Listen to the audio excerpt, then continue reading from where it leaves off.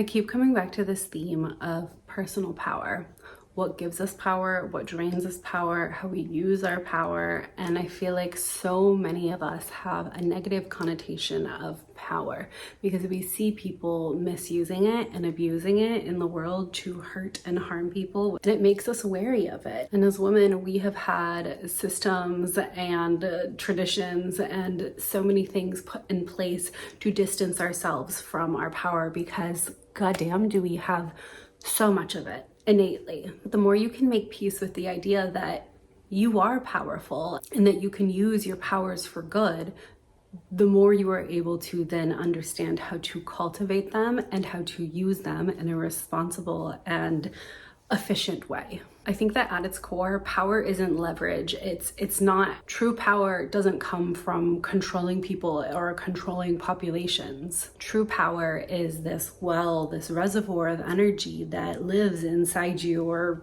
within your auric field or wherever it lives. And it's a reservoir that at times can be drained and you might have periods of droughts, but you can always build it back up and you can figure out different streams, different channels that this power can move through to help support your life, to help make your visions come true, to help you have better relationships, to help support your business, and to help you enjoy your life more. The more attuned you get to this, the better you can understand what it is that builds your power up and that drains it. And then of course, how do you want to use that power effectively? For those of you that are into fantasy, I like to think of Avatar: The Last Airbender or Zodiac Academy, where these different characters have connections to essential elements, earth, water, air, fire. And they can pull on these elements to help bring them power so then they can manifest it into their world. I don't know how many of you are waterbenders. If you are, I am certainly envious. However, I do know that you have the capacity to pull on this power to find what generates your power, what fills your reservoirs, and then create things, bring things into your physical reality using that power.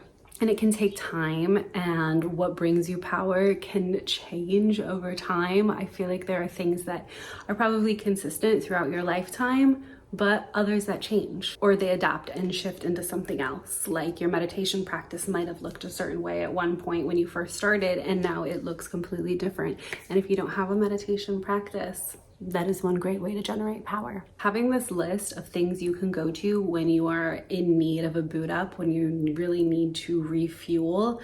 You can think of, if you have played Sims, I was a Sim kid, the little diamonds that they have over their heads. Burp, this is drained. Burp, okay, I need to fill this back up. For me, those things are my rituals and my practices, Kundalini yoga, hypnotherapy. I'm a big fan of acupuncture for this. Creativity is another huge source of my power. And when I feel drained, when I'm not feeling connected to my power, I have a hard time feeling creative. But sometimes, usually, action begets motivation. So you have to do the thing to generate the motivation, and then from there you will generate the power to create more. I think of creativity as a very broad concept. It shows up for me in visual art like drawing and painting, and movement arts like dance, but also in how I show up in my life and how I communicate right here, right there, how I interact in my relationships, how I build my business. These are all ways that I tap into my creativity.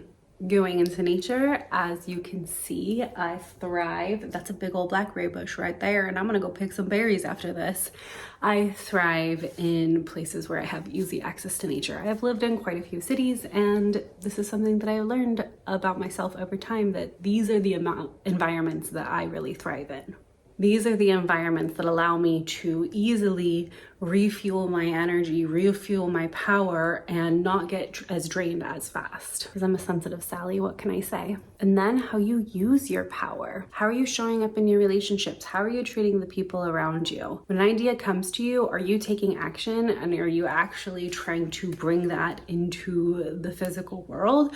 Are you just letting it sit? And sometimes things need to gestate and simmer before they can actually come to life.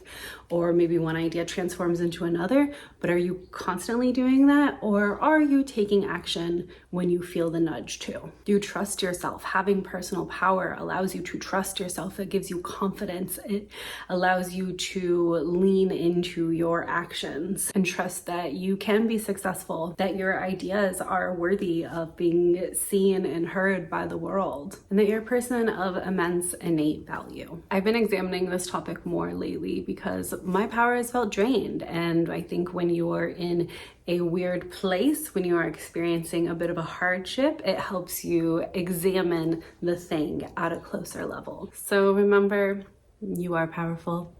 You can generate more power. Things ebb and flow, but to a certain extent, it is within your control.